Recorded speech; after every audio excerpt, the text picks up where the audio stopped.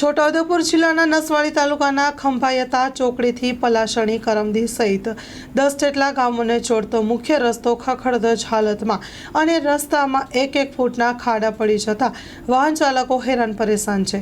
જ્યારે સાયકલ લઈને જતા લોકો સાયકલ ચલાવી પણ શકતા નથી તેવી સ્થિતિ આ રસ્તાની છે।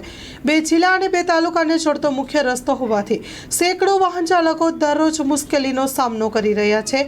સત્વરે તંત્રને જાગીને રસ્તો કરવાની જરૂર છે। Story report by Imran Sindhi, Chhotaudepur. બહુ ખરાબ થઈ જશે। કેટલી તકલીફ પડે? બહુ તકલીફ પડે। સાધન સકાવાનું બહુ એક થાય વળી। અને શું નુકસાન થાય? ગાડીના ટ્રેક્ટરનું બજાર બહુ એક થાય છે વળી। કેટલા મોટા ખાડા છે? બહુ ખાડા છે, 1 ફૂટના ખાડા છે વળી। અને શું તકલીફ પડે? આ રસ્તે જવાનું બહુ અઘરું થાય છે વળી। ત્યાંથી કરમદી વચ્ચે આ રસ્તો અને કેટલો ખરાબ છે? કેટલા ખાડા છે? જબરજસ્ત ખાડા। અમે તો રહેતા હતા અહીંયા લગભગ 10 વર્ષથી જ રહીએ છીએ। મેં હાપેશ્વર હતો, ત્યાંથી વસાહત છે અમારી। 10 વર્ષથી આવા રસ્તો જોયું છે મેં।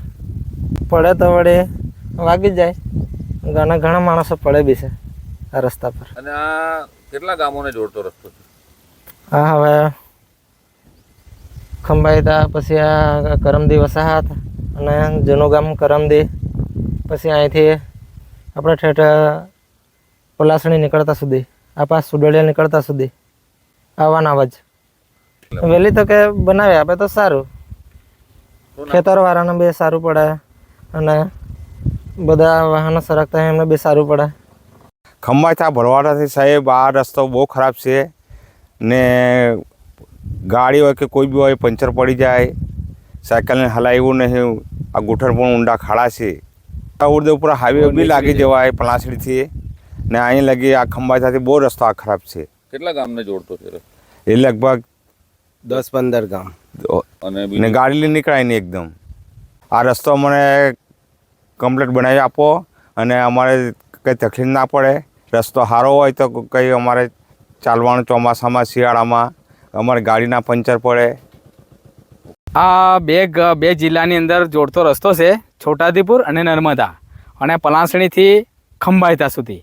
અને આ બધાને અવર જવર વધારે મુશ્કેલી પડે છે, મોટા ખાડા પડી રહ્યા છે।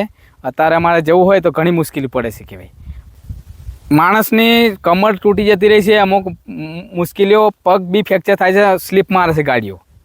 અને નાના પેલા 3 વ્હીલ ટેમ્પા ચાલી શકે? ના, આમાં ચાલતા નથી 3 વ્હીલ, કારણ કે ખાડા ઊંડા છે ને એટલા માટે 3 વ્હીલ નાના પૈણાના કારણે ચાલી નહીં શકતા। કે સરકાર પાસે શું માંગ? સરકાર સામે અમારી માંગ છે કે અમને સારો રસ્તો બનાવી આપે એવી અમારી માંગણી છે કે